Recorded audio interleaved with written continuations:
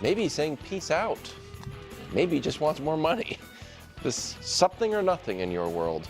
I think it's something, and I think that the Steelers should use this as an opportunity to do what they need to do, which is use TJ Watt to actually reinvent their offense. Like I said this a few months ago, I'll say it again. When you pay a quarterback a ton of money, you sometimes ask him to do more with less.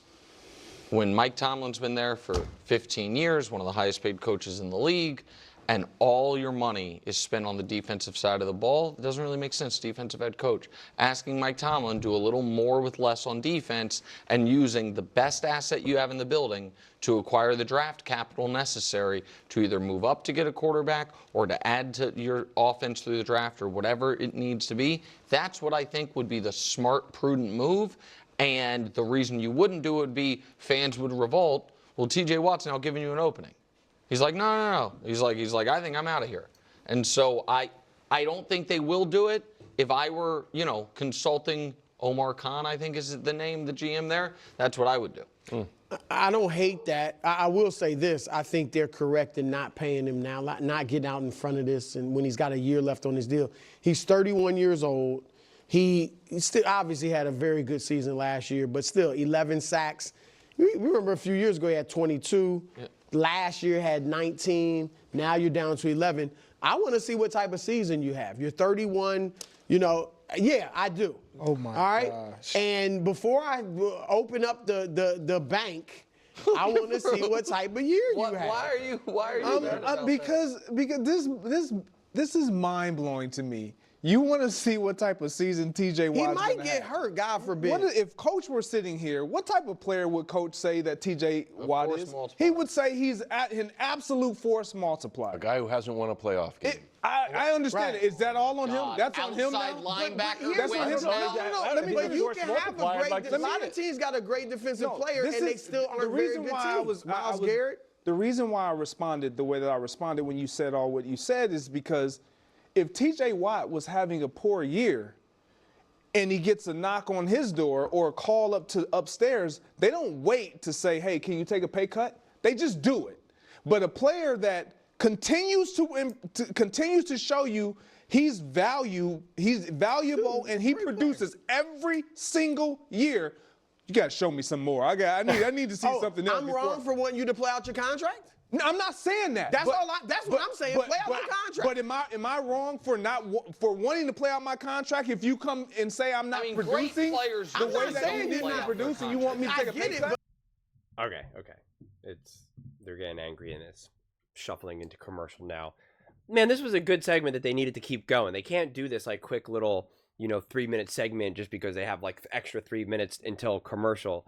Because this is an interesting conversation.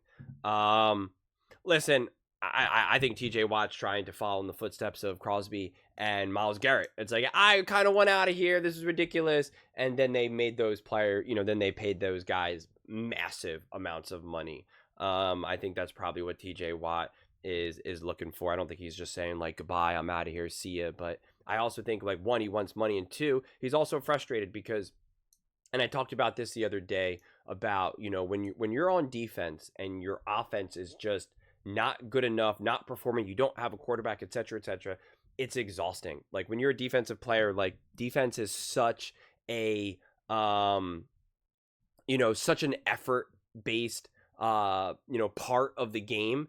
And such like sheer will, right? It's why you have defensive coaches who are so much more like rough and tough and hit hard, this or that. And like, offensive side of the ball is always notoriously more like intellectual, smarter, and, more schemes and X's and O's. And it's not to say that defense doesn't have that too. And offense doesn't have physicality, but, just to make it, ultra stereotypical. But I do think there's still fundamental truth in that. And it's hard to keep bringing in that effort, to keep going after it, when you don't feel like you have a real chance, or you don't feel like you have a quarterback that's able to sustain drives or to put up points, etc. Like it becomes exhausting. And you as a defensive player who is, closer to the end of his career than not, like you want to feel you have a chance. So, and at this point, if you're in Pittsburgh and you're like, well, what are we doing here? I do not want to go out and play one more year without a quarterback.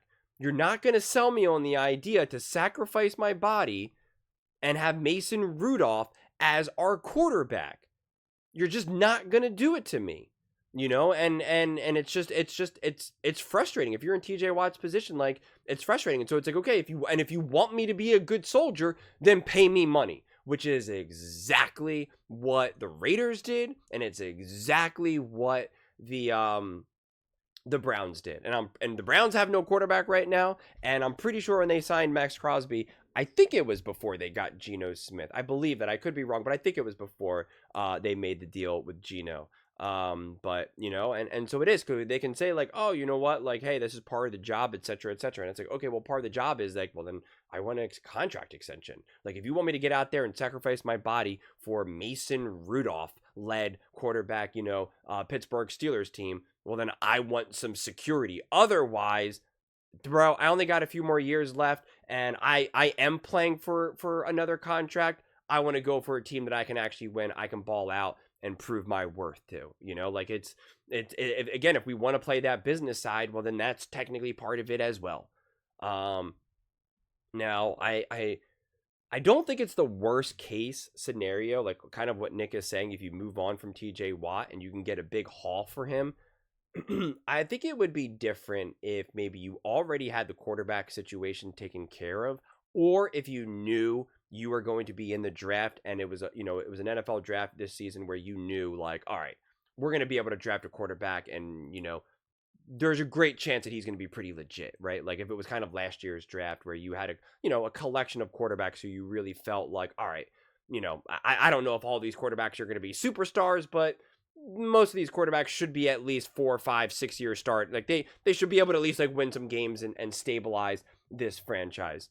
And then if you want to kind of collect other picks, kind of build around this team, I could understand that. But if you're going to get rid of TJ Watt, get some draft picks, and you don't even have and Mason Rudolph is still your quarterback, I'm kind of like, I don't know. But then again, if you're really taking the long-term perspective of this, you get the draft picks, you kind of punt this season, which we know the Steelers don't want to do. We know Mike Tomlin doesn't want to do. You then draft high next season. Again, you're flushed with young players, flushed with draft picks, and you really do kind of rebuild, retool, but you kind of have a head start. But then again, the question is, like, but then you just pay DK Metcalf all this money, and he's not, like, it's just that then you're in a weird situation, because then you're gonna have to potentially pay Pickens as well at a time when you're, like, bringing in a new quarterback and new draft picks, and you're, like, not really sure there. So it's just like, I don't know. It's a weird situation, but in a way, them actually kind of doing a reset in that regard would give me potentially more optimism than them just kind of paying TJ. If TJ Watt wanted a lot of money, it would almost give me, I don't know if I have a tremendous amount of optimism of the Cleveland Browns, right? Like, if they're just like, all right, we're going to pay Max Crosby, and, like, we're going to try to find our quarterback, and it's going to be Shedeur Sanders, like, I'm not so sure if I'm a Cleveland Browns fan where I'm like, all right, good, now we can win.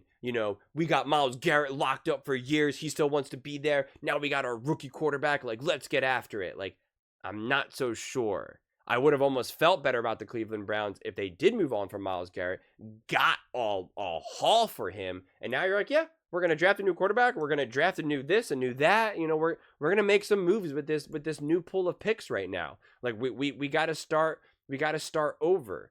I think there's, like, a legitimate argument for that.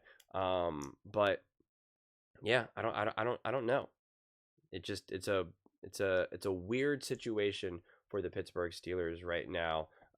Mainly because you paid a wide receiver all this money. You have your big defensive player who now probably wants to get paid more than he wants to just be out of there.